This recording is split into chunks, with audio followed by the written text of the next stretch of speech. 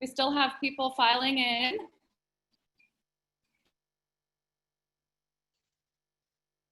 We have Michael Ladisic here with us today, builder Michael Ladisic of Ladisic Fine Homes. We have architect Linda MacArthur of Linda MacArthur Architect. We have Matthew Quinn of Design Galleria Kitchen and Bath Studio. And we have Sherry Hart of Sherry Hart Designs. So bear with us today. We are all here at the house, ready to welcome you for a virtual tour. I wanted to say thank you to our sponsor, which is Signature Kitchen Suite. Signature Kitchen Suite features bold, clean, and modern professional design that will inspire you to get more out of everything you make. Signature Kitchen Suite is now on display at Matthew's new Design Galleria Kitchen and Bath Studio showroom in Nashville. It's also available in Atlanta through many dealers, including North Point Appliances and Guy Gunner Home. And last but not least, Signature Kitchen Suite was chosen for our 2020 Cashers Designer Show House, which will be open this August in Cashers, North Carolina. And they will have their display in not one, but 2 houses. So I'm gonna unmute our panelists and ask them to say hello. Hey, everybody. Hello, Michael Ladisic out front here. Hello, Matthew. All right, we are getting Sherry Hart back live. So let's see, get us started.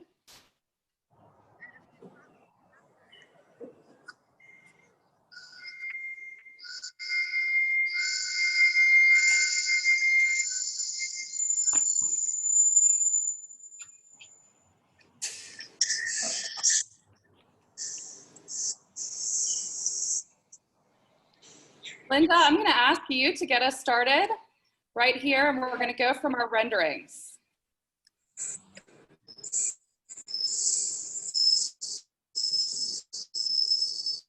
Linda, can you hear us?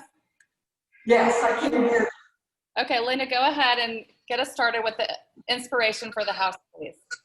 Well, I'll tell you, the inspiration really was just, first of all, working with this team. We love doing homes with Michael Ladisic and Ladisic Fine Homes, and they're always going to be exciting projects. So we got the site plan and the lot, and we really talked about the concept for the house.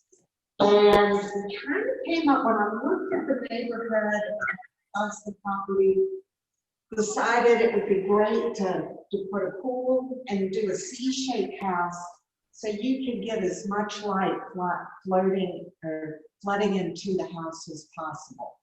So with that, we started, we got, of course, you always have to look in cars and things like that, but got cars parked, and that way up front, and that way the rest of the house would just be centered about the yard and focused on all the important areas that people live in. They can't hear Linda. Go around and tell them that.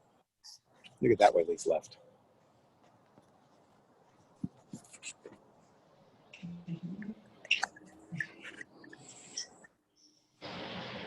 You're back, Linda. Okay. Oops. Okay. All right. So, I want to see what it looks like now.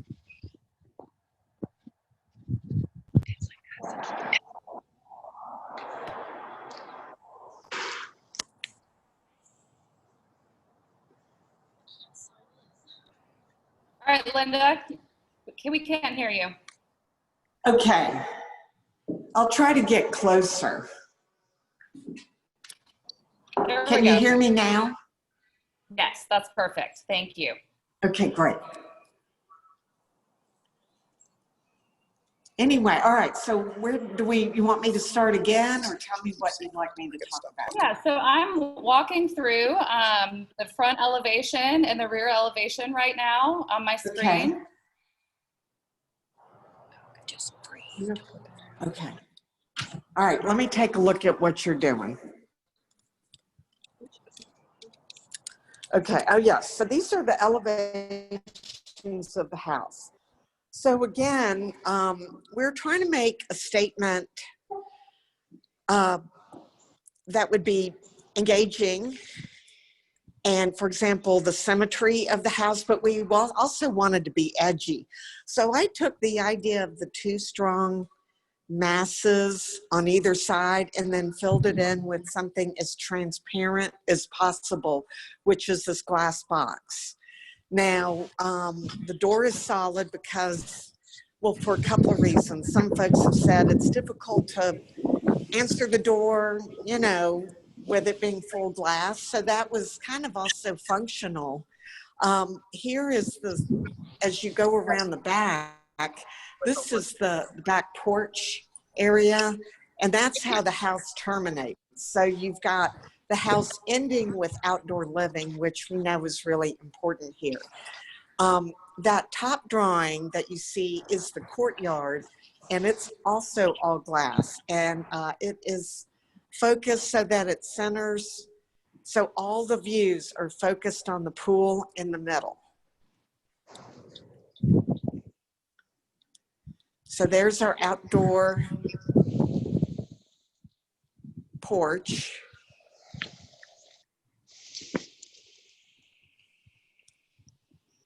And then there you see with the pool, the center, that's the family room down below and the playroom above.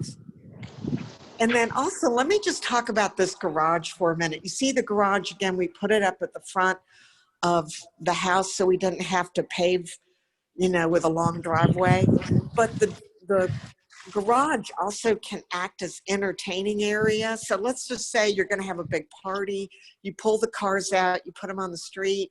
You can open up the back of the garage and you can set up a big caterer outside the back of the garage. So there's wood doors that fold open, and that is all designed so every aspect of this house is functioning for living and entertaining and is all driven around that center courtyard.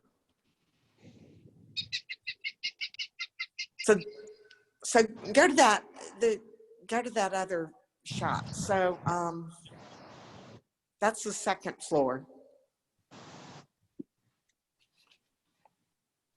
So there, okay, let's see, second floor, first floor. Go back a slide. There you go. Now go to the first floor. There you go, right there. Stay there. Sorry about that. So you can see, you know, that the house is a big C. It is got you pull in from the street. You've got your garages in the front. You circulate through the foyer. You've got a scullery area, very convenient to the garage. And then you go into the main living area. The master overlooks the back and is at the back of the house. And you'll see part of that wing that goes to the screen porch. That's a beverage bar, which works for a couple of different ways. The master can use it as a morning bar. It functions for the pool, and it also functions for the screen porch. So it's just great to have a little secondary place in the house to get cold drinks. Other little areas I might just mention, of course, architects love to talk about design and function and things like that. The front foyer, we had the square box. The house is very rectilinear. So the stair idea came to do curvy because it's just such a pretty counterpoint to the rectilinear nature of the house. And we focused the stairs so that the stair lands pointed towards the family living areas and not where you end up at the front door. And I like to do that a lot. I sort of feel like the stair is used by the family, so why dump them at the front door? Every time they come down the stairs, let's focus them towards the main living areas. We go up? Yeah, and now we can go upstairs. So upstairs, we've got 3 bedrooms, a secondary laundry space, and then play. So the playroom, although there's a full basement, it's nice to have upstairs playroom or sitting areas for either kids or if you're empty nesters for guests. But all the bedrooms have great views. You're either looking at the pool or you're looking out on the front of a beautiful street with giant trees that Atlanta is known for. Then you go up a couple of stairs and you are at the playroom, and then there's a guest suite there that's adjacent to that playroom. All the bedrooms are ensuite bathrooms and walk-in closets. Okay, all right, the basement. The basement, again, is a partial basement. It's a ton of space. So you would pick up as big of a space as the family room that's on the main level. So a lot of entertaining area down there. And we do have some window wells for natural light. Okay, all right. Thank you, Linda. I'm going to exit out of this and get to out of the renderings and into the real house, which is where we all are right now. So I appreciate everyone's patience to figure out how to put everyone in one place and on one call. So this again is the original rendering. Michael, are you with us? I'm outside here, yes. Okay, so Michael, when we initially talked about you doing this house, which is located on Friar Tuck in the Midtown Atlanta neighborhood, you had talked about doing a darker color for this house. Can you talk to us about the change? Well, yeah, sure. Sherry and I have, done, the designer has done a lot of houses together. And some of the elements of this house were inspired by my home. So I tried to, which is a white tone to it. So we thought about possibly doing a black house because that's kind of never not been done very much before. So we thought we would try something different. And so we sort of, I think Sherry put out on her little, she's got a very well-known blog, Instagram or whatever that has a lot of followers. And she asked what people thought as far as a black or a white. And white, even though I don't follow the trends, I sort of, hopefully we try to set a little bit of one here. We decided that the white was a little bit of a safer bet. And actually, we ended up actually liking it better, not just trying to do the safe thing. So white seemed to flow. It seems it's obviously very modern and light filled and kind of matches the inside of the house. So we thought that was the best tone. And with the colors that were the natural woods that you see on the house, and Sherry came up with the idea of so we have a metal roof that you can't really see from some of the pictures, but the roof is a warm gray metal. But the cedar shake, she said, let's do stain or paint the cedar shake instead of a normal thing where the dormers would have a metal roof. We decided to put cedar shake and sort of reverse the normal, and then we actually painted the shingles on the roof to match the trim on the dormers. So those are sort of some of the elements that helped us make our decision as far as going from white for black. And then of course with the inside of the house, I think Sherry chose China white as our color, and that's a lot of that light filled tones, and the house is just, really washed in light inside. So I think the outside and the inside sort of flow together, and especially with the outdoor space and it being very communal with Linda and her design, the outside is very much the inside. And so those two areas tie together, and I think it's pulled off pretty well. So Michael, speaking of the inside and the outside connecting, in the South, those indoor-outdoor connections are essential to everyday living and entertaining because we can comfortably be outside for 9 months out of the year. But this house, nearly every room opens up to that center courtyard with the swimming pool. And Linda kind of discussed the C shape and the rectilinear nature. Was this challenging from a design standpoint? Well, it's more challenging from a cost perspective. Big houses that have a lot of footprint, let the truck drive by. Houses that have a big footprint take more foundation, more roof. And so as far as a speculative builder, which I've determined I don't do a very good job of that, because we spent too much money, and when we wanted more, we did what we wanted to make it amazing as opposed to just cost effective. So with the C shape, it's obviously there's more footprint, there's more roof, but it also makes that light, which I think once you live in a light-filled house like I personally do now, you cannot overemphasize, or once you've kind of had that, you can't go back to having something that, even though there's more interior rooms, so some of those interior rooms, of course, don't have the light that the house like this does. You can see from the one shot that's there in the staircase. I mean, the light is just everywhere. So yes, it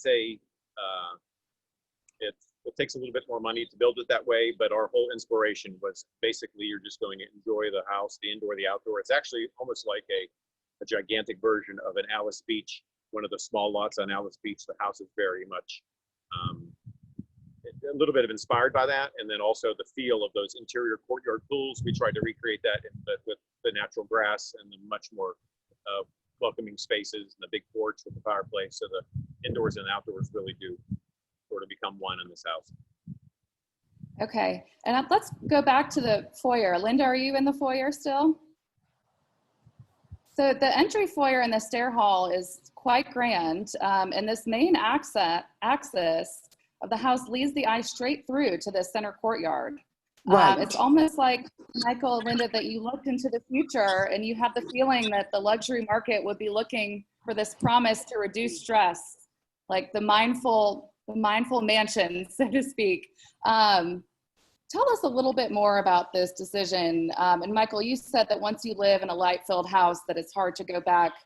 Is it a stretch to say that these choices were wellness-driven? And how does walking into this amazing view that leads straight out to the pool, how does that drive your wellness decision? Well, go ahead. No, Linda, go ahead. I was just going to say, go ahead, Linda. You start, and then I'll follow up. You can jump in. So, like I said, as an architectural element, I was thinking about this this foyer space as a box, and the glass box was a big idea with the transparency at the front, but really at the back, the house doesn't totally reveal itself at the front, but you come in and then it's all glass. And yes, you see through and you see how much glass there is, and it is all about the idea of greenery and grass and indoor, outdoor, and also delight and surprise and all the things that that we want our clients to feel when they live in one of our houses. And also there's quite a bit of function. So say you're having friends over for a pool party, they come in the front door and boom, there's a glass door goes out the back and they go right out to the pool. There's a bar that's at the other end and there's the outdoor porch. So you can easily greet your guests and get them to the outdoor area as quickly as possible. The other thing we went for when we entered the house is that we really wanted like something that someone's going to walk in and say, wow, this is incredibly dramatic. So a lot of the initial inspiration back and forth, not just with Sherry and Linda and including Matthew, every element that we tried to design, I wanted to really kind of incorporate something that is a one of a kind. And our thought was that if somebody falls in love with this house, they're not going to be able to compare it with anything else. So we have really incorporated the drama, the sort of the sophistication with that stairwell that Sherry chose the pattern from, that really helped, continue that dramatic element and also draw people to the rest of the house, because it really is a statement that there's a gigantic pivoting door that I could probably walk you up to, and you could see that when you come to the front of the house, the door is a pivoting door with a stone surround, and it's just that element with the staircase really just adds that initial pizzazz to really get somebody to hopefully be hooked to it. That's kind of my goal, or our goal, and everyone bought into that and really was willing to stretch their imaginations a little bit to kind of fulfill that look throughout with the design, with Linda, with architecture in the beginning, of course incorporating Matthew the other part that I wanted to have with the house was to have everything be the finest. So, you know, I incorporated Matthew Quinn, who we've done some projects with, including our own house with Design Galleria, in this project from the beginning, even though I own a cabinet shop, because I wanted, you know, the people that come here to being able to check off the boxes of the finest of Atlanta. And I think we've incorporated a lot of that, and it's a real team effort. And I'm super proud of what we've accomplished. Thank you, Michael. And speaking of Matthew, Matthew, we're going to jump over to you, to the kitchen.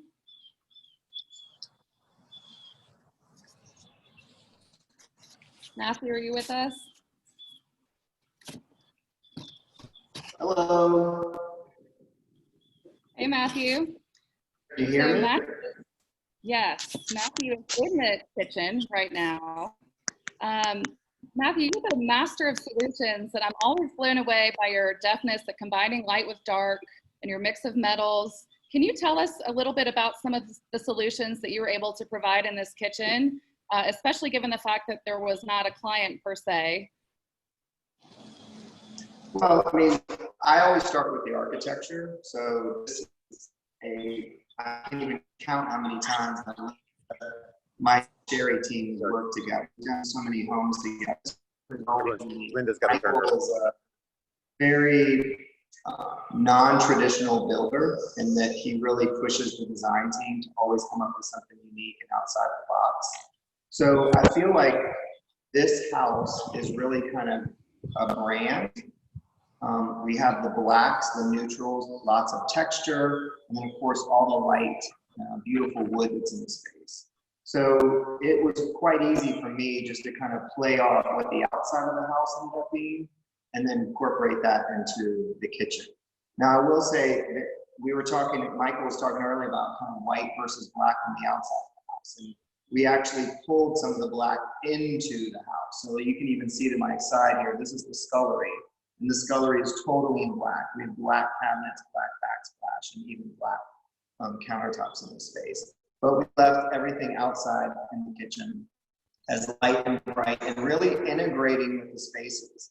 You'll notice the cabinetry in the kitchen is a light rip cut oak, and it literally grows out of the floor. It's a finish that you can find that color on the floor, and it kind of grows out of the floor. If we would have done white, or if we would have done black or something like that, it would look like kind of a large, it would just stand out in this room. And this room is all about, like Linda talked about, the rectilinear shape. It's one big rectangle. Originally, you can imagine, like we even made decisions during the space planning phase, the hood that you can see in this PDF. So if the hood was pushed out into this room, it would kind of disrupt this perfect rectangle that this room is. So we purposely built walls around this hood and pushed that hood into the room so it maintained that rectangle. Of course, we've got, you can see in the picture, there's a range top here, and then we have this black sapien stone backsplash. And these actually to reveal more storage behind. So your mixers, your Cuisinart, your spices, things like that can live behind it. You'll even notice we even, again, Michael was talking about the fineness and kind of stepping outside the box and doing things just a step ahead. This is a stainless steel wall, basically. It goes all the way up and frames this hood. So those are some of the details we brought in. We have these gorgeous white marble countertops. We have roll faucetry, Brizo faucetry, and this kitchen really is all, this house is all about entertaining. So we wanted this kitchen to feel like that. In my mess equals stress to me. So that's why the scullery. The refrigerator, you can kind of see it right here. This is the refrigerator, so it's all in black. The refrigerator tends to be something that is massive and kind of can overpower a room. So putting it in black and just beyond this arched opening kind of made that less intrusive in the space. So the refrigerator is very convenient, and then you have your double ovens, another dishwasher, trash, and the scullery in the back. So when there is mess, when you are entertaining, all that can move its way to the back. So Matthew, almost 3 years ago, you told me that wood was making a comeback in a major way after visiting Eurocucina, a trade show. So I know that you have design ESP, because since then we've seen nothing but wood and some of the high-end projects that we featured in the magazine. So can you tell us, how is the kitchen representative, and you can go into some of the details maybe about, you know, how you treated the island and some other things, but how is it representative, both the timeless and the on-trend, and what's coming next? Well, I mean, I'll tell you that the kitchen is very on trend. I mean, I do go to that show. It's Cucina, the world's largest kitchen and bath show in Milan, Italy. And it is it's all about fashion and kind of figuring out how fashion relates back to the home. So, you know, this house, you look at the outside of the house, is this a Tom Ford? Is it Bottega Veneta? Is that you look at the house as maybe, I kind of look at it as a big jacket from one of those brands. And then when you come inside, the outfit inside, the underlining of the jacket there, you kind of use that as your fashion to kind of figure out what should be these finishes and everything here. So certainly these light, bleached, really beautiful, almost raw woods are here to stay. They're here, you know, for at least another 5 years to have these gorgeous wood to add the warmth and that kind of natural element to it. Black, I will tell you, if there is a color, if white is losing the color war, it's against black. Black is 100% becoming the new kind of color for not only for kitchens, but sculleries, entire powder rooms, of course, laundry rooms. That beautiful black adds so much depth to the space, and of course it pairs beautifully with metals. So we definitely, that whole entire scullery is that black finish. And then of course, all grays are moving to the brown. So it's funny, is when you look, we'll walk through here, we have this kind of light and bright kitchen. We go into a black scullery, and then you end up in a taupe laundry room, mud room, dog. In taupe, of course, the grays are moving to taupe, so that, and you're seeing this picture right here in this image. So then those nice brown tones. I really think for the next 5 years, we're going to eventually head back to darker floors. We're going to head back to, you know, some kind of yellow, creamy colors, but I don't even want to start doing creams right now, but I know we're going to end up heading back there. You want to walk around a little bit? Yeah, that would be great. So I'll show you, we'll scoop that.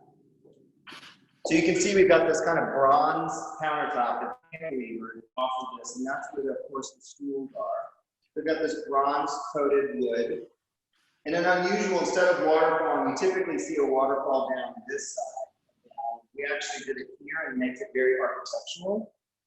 And then if you go back on it, you can start to see these arches. You see this beautiful panel arch that Linda and Michael did here. We match that all on this side. Our incredible hood, which is brushed in stainless polished stainless steel, and then our backsplash that has 2 of them on each side. You really start to see the beauty of that rib cut oak and how it just grows out of the floor. Large sink in front of this amazing window. And it's funny, I mean, this kind of goes to, we do all these renderings for the space, and at one point we had this in black.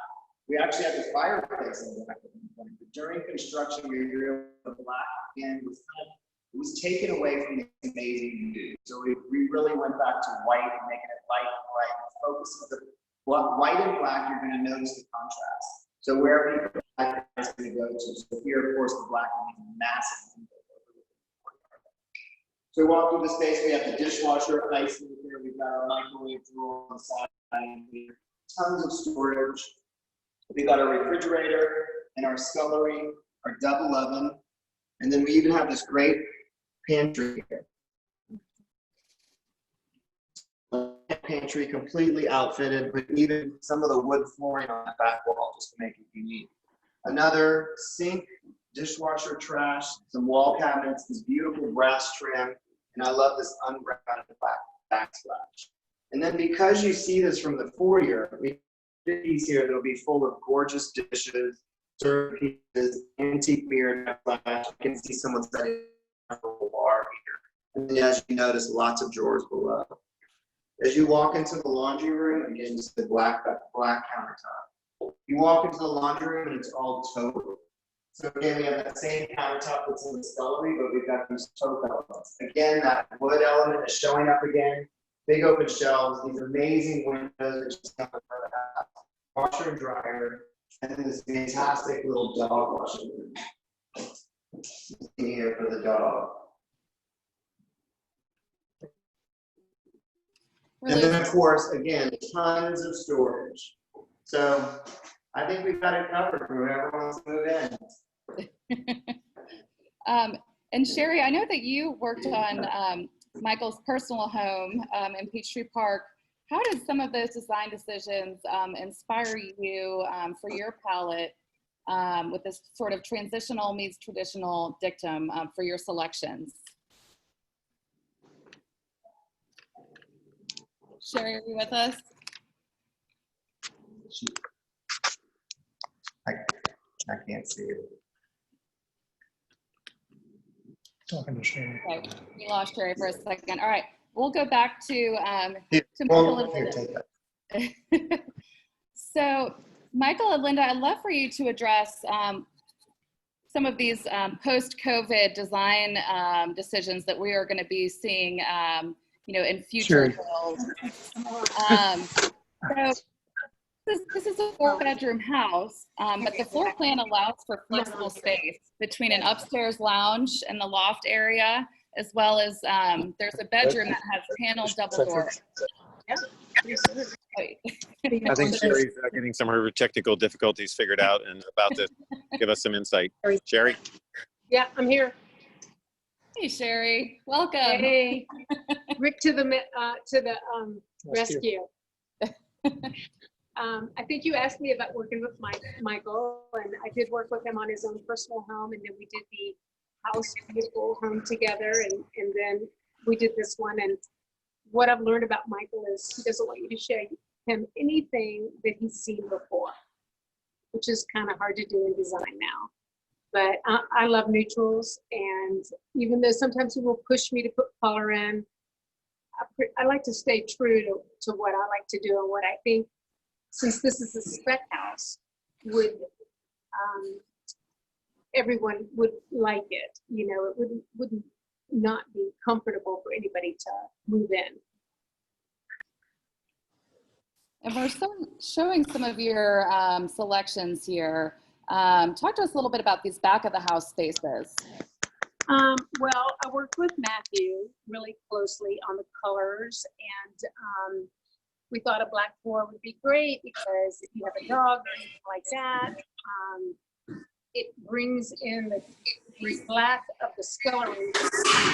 The pink colors goes very nicely with the black. So that was my inspiration, was just wanting it to kind of be like khaki pants and a black polo shirt. Okay. And then I wanted to briefly go back to the foyer too, because we have some beautiful selections here as well.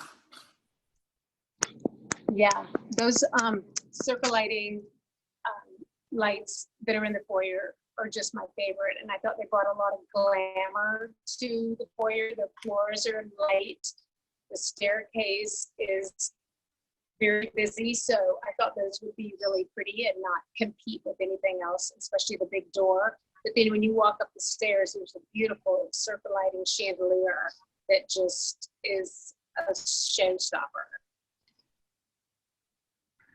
But I think you could have a sofa in that foyer. When you walk in from the garage, you could have a sofa along the wall where you could sit down, throw your purse, or if you wanted to get on the phone, you could sit in that foyer. You have a beautiful view. It's like another room.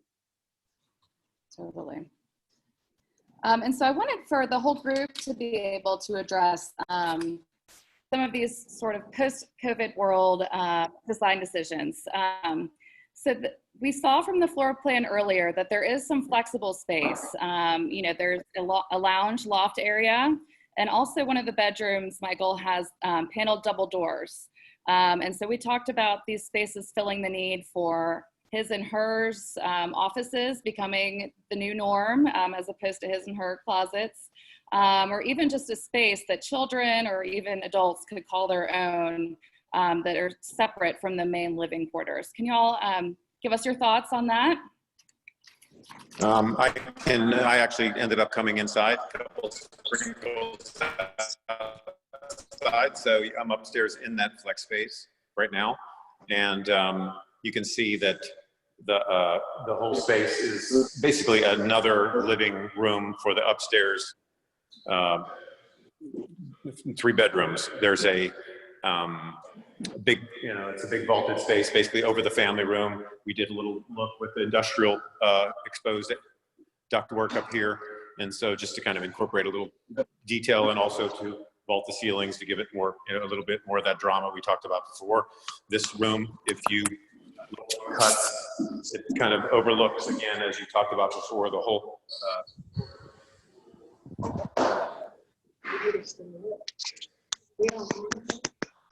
pool, and there's a fountain to kind of help diffuse neighborhood sounds.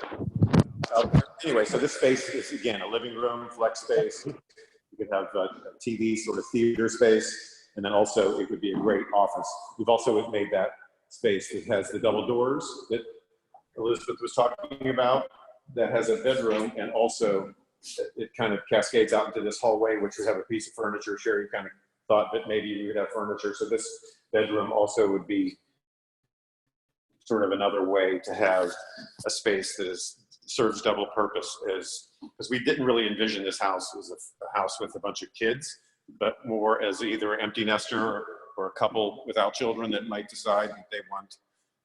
But you clearly with COVID, I think the more this house with the light filled and the fact that the inside and the outside is sort of feels like one, that I think it really is, that it's actually, there's nothing here that I would have really changed because of what's happened in the past few months. So I'm pleased to know that it's sort of like, it's served the purpose of what we thought it would be, and also serving the purpose of what people have to deal with today in this environment. And so the house is 5,000 square feet, is that correct? Yes, it's just a little over 5,000 square feet, and there's a gigantic basement space that we have all kinds of ideas that I have some incorporation of some man space stuff that we could do down there, a man cave kind of thing, but I've sort of stopped at this, it would be at least 1,200 square feet in this initial space, and then we talked about possibly even expanding it with golf simulators or a theater room or wine cellar, and there's lots of flexibility. There's a bathroom and a bar down there already, so we're ready for the expansion to that space if people even need to decide they want to grow bigger. So I'm walking us through, Michael, through some of the through the upstairs, just so you can see that you really can see this beautiful courtyard and from every nook and cranny of this house. Almost. You can also see the fact that we just got the sod in yesterday and today from some of those pictures that have mud all over the place. Nothing like a deadline. So yeah, it really is. Of course, that last element of landscape, which I think Land Plus helped us on this plan, we're appreciative of their efforts, really helps finalize the elements. I didn't want to have, at the end of some spec houses, you see people sort of like put a few small brushes in the front and sort of like lose impact. And we wanted to keep that up. And so we had some incredibly, 5-foot boxwoods brought in that really helped tie it all together. So let's go to the master bedroom, Michael. I love what you've done with the ceiling in here. Was this inspired by your personal home? It was, and Sherry and I helped she came up with the color palette that you see. So, sometimes I'm inclined to sort of get more is more, and so she was helpful in keeping me to sort of tone it down by having the ceiling in the that room be sort of a real warm, less, not very different from some of the other, because she didn't want the house to get too busy. Following her lead on that was super important. And Linda, are you with us? Yes. I'd love to hear your thoughts as an architect on some of these sort of post-COVID design decisions that you think will be factoring into new builds moving forward, or even renovations. Well, I do think that people realize that they really need to love being at home, because they may get stuck in their house for 10 weeks. So take the time and the care to really think about your space. And a lot of times, people get really hung up on, say, a room name. And I go, that room that we are showing you on our plans, because we do a lot of custom work, that really is just a name that we are writing on that room. But just because it's a bedroom doesn't mean it has to have a bed in it. This can be all sorts of things. or a music room in the front. It can be a study, it can be homework. And because you live one way for maybe say 5 years when the kids are small, you may not live the next phase that same way. So have a house that's well designed, and we try to bring flexibility to our plans. Like this can be like this, but it could become this sort of space later. So that's part of it. And then also, because I've worked on some empty nester houses and everybody's so focused on the square footage. And I do go, you know what, if there's 2 of you home all the time, you need to be able to get away from each other. You need to have like another little space that maybe can be closed off, that one person can read while the other person's watching the football game. So sort of try to think strategically about all the ways you might live in your house. We do, but sometimes people get really hung up, like I said, on square footage and room names and how they're living today. So, but I think COVID will bring hopefully some really great thinking to our clients, because what we've seen as things have started to thaw out, our people are really, that are coming to us now, are really excited about their houses. And they really realize how important space is. The quality of the space is so important. So hopefully that trend will continue. Matthew or Sherry, do either of you have anything to say about the subject? What was the question? Anything we want to say about what? About the post-COVID design decisions. Hi, guys. Some of the design decisions. I really wanted light floors. I wanted it to have a very California feel. I wanted the family room to be the gathering place. You can't get people out of the kitchen anyway, so why not just make it so that they're all there. The view is gorgeous. I really see a big farmhouse table right here, a big sectional, and just, but there's still a lot of places you can go if you want to be alone or private in this house. I always feel like if you can love a house and feel warm and comfortable in a house that is completely empty without a stitch of furniture in it, that says so much about the architecture. So this house feels amazing. It feels finished. I love that. And like I said, it speaks volumes about the architecture. And I also think this house is a testament to what I call the golden thread, where from one room to the next, there is one element in the adjacent room that finds its way into the next room, and then that same thing happens through every space. So instead of, like, for instance, a show house where every room feels different, this really feels like a very cohesive environment, that it would not take much to move in here and make it even more beautiful and more stunning. So I'm ready to decorate it. So I'm going to open it up for questions. I see some questions that have come from Judy. What is the color of the cabinets? Rick, you have to turn that. Color of the cabinets. The black. Sure. The black and the scullery, is that what the question was?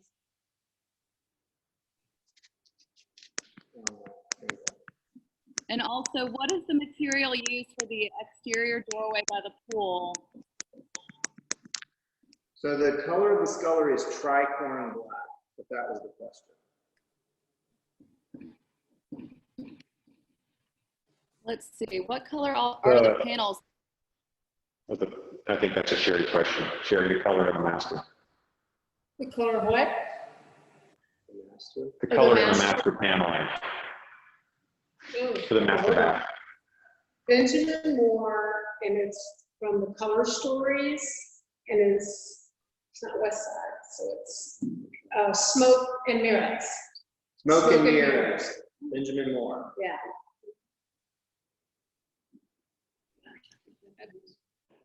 What is the width of the wood flooring? Probably 8 inches, right? I think the width is, it's classified as 7-inch wood, but technically it's like 6.5 inches wide. And it's from Authentic Wood Claim, one of the suppliers that we've used in this house, who did a great job. And Sherry convinced me to take the plunge and spend a little bit more on the floors, but I think they really have added that final touch to the floor, and $1,000 extra money was worth it, sort of, I guess. And Matthew, what is the kitchen countertop? It's a Calcutta, what's P. every single place calls it something different. It's from Construction Resources. I'm trying to think of the name of it. It's Italian, it's Calcutta. I'll DM that person that asked the question. I'm sorry, I can't remember it. Okay. It's marble, yeah. Michael, what is the house listed for? The house is listed for $3.7 million, and it is it's one of those houses where we felt like some of the trends these days are going to be that people want something that's energy that it takes to make, hire the architect, buy the lot, tear the things down a year and a half or so or more. So we really designed this to be a turnkey custom home, and the modern masterpiece that was the title of the the seminar today. I think I was super appreciative to hear that, because it took a lot of a limb. We're much more expensive than the rest of the houses in Sherwood Forest, which is basically Ansley Park. But we really wanted to set the standard here, and we felt the neighborhood that's such an attractive, welcoming place would really warrant this. And so we took a chance, and of course the lot itself with a flat lot, which is amazing to have that indoor-outdoor connection where you don't have to basically have one step. We've got a little dog, and we think when Bella gets old, we have one step she's got to deal with the whole time. And that's just an amazing feeling to have your whole house be on one floor. And but it's $3.7 million, and Ladisic Fine Homes, give me a call. What is the lot size, Michael? The lot it's 0.4 of an acre, totally usable. Sometimes there are lots that are bigger and have a backyard that after the first couple hundred feet that you end up basically with a bunch of woods and weeds or a ditch in the back. So this is a 100% usable lot. Everything's graciously sized.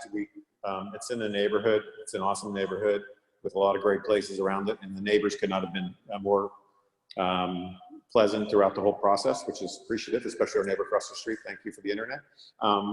So it's just a great spot, but it's like a little over 0.4 of an acre. Okay, and let's see. Michael, I know you mentioned it at the beginning, but what is the colors for the outside of the house? I'm going to defer to Sherry on that. Benjamin Moore Balboa Mist for the body, and then the trim is Sherwin-Williams Intellectual Gray. Okay. And then I also have a question. Can Linda or Michael talk a little bit about the brickwork and how the fabulous sculpted curves are created? Well, I'll just say this is why I'm glad I'm in my ivory tower and I just draw it. Michael actually makes it happen.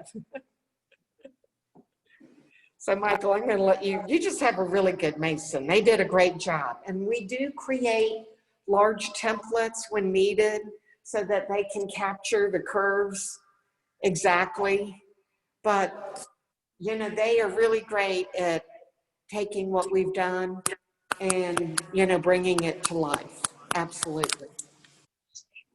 And one thing that we didn't discuss. So we used a brick that's 5 bricks per square foot. So it's a very oversized brick in this house. And the mortar was very just troweled off to give it that a lot of the texture that you see. And then of course, again, Linda does provide templates for us that, so we print them off it, and then we have the plywood forms cut, and then the masons do the brickwork to try to create all these details. Again, that's the detail about custom homes. There's just detail after detail and expense to make it really super special that we've tried to incorporate here. We encourage Linda, Sherry, and Matthew to go there so that we don't have a a vanilla product. And I think everyone combined helped it all tie together and try new things, which is exciting. And what about the ceiling heights? That was one thing that we did not mention earlier. The family room ceiling is 14 feet tall. The ceilings in all of the other secondary flat normal ceilings are 11 feet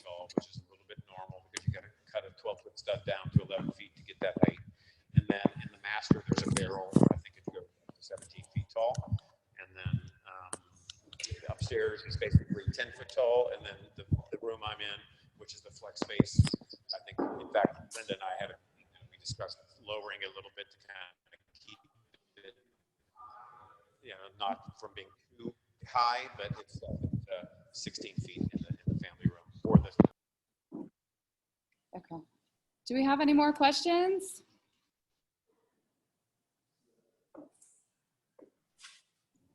All right. Thank you, everyone. Thank you, Michael, Linda, and Matthew, and Sherry. And thanks to all of our attendees today. We hope you enjoyed.